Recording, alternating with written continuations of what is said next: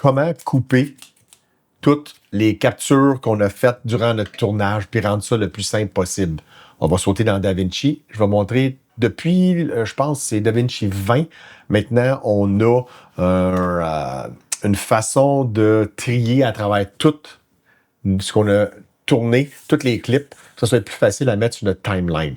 On saute, puis je vais vous montrer exactement comment on va faire ça. Ici, je suis dans la Edit Page. J'ai tous mes clips. Puis ça fait partie de le court-métrage que je suis en train d'éditer, que je produis.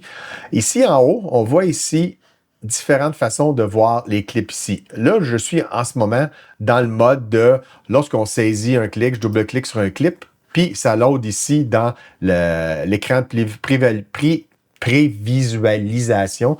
Puis ici, à côté, c'est ma timeline. Donc, habituellement, ce qu'on fait, ou ce que moi je faisais, c'est que je vais juste prendre ces clips-là, je vais les envoyer sur la timeline.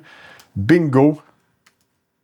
J'ai tous mes clips, on les voit apparaître ici, puis là, par la suite, je suis obligé de passer OK, j'aime ce bout-là, on va faire CTRL-B pour couper, je vais avancer un peu plus loin, je veux garder ça, ça ici, je l'enlève, et ainsi de suite. Je vais m'en aller à travers tous mes clips pour choisir ce que je veux, et je vais éliminer ce que je veux pas, puis bingo, je commence à accumuler.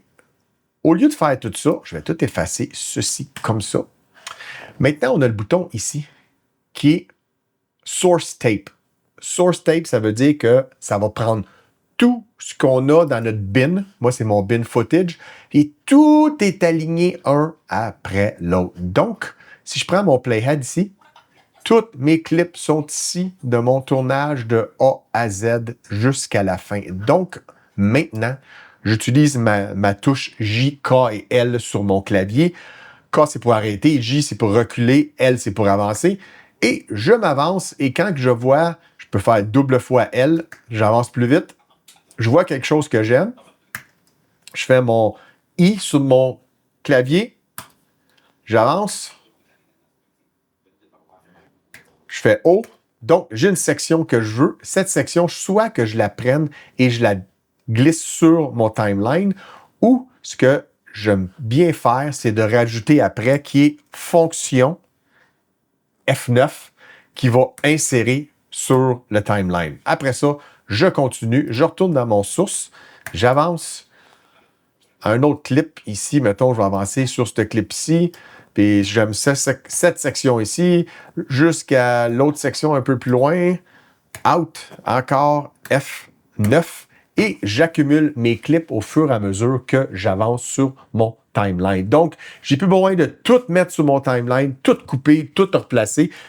J'avance à travers toutes mes captures et je le dépose directement sur le timeline.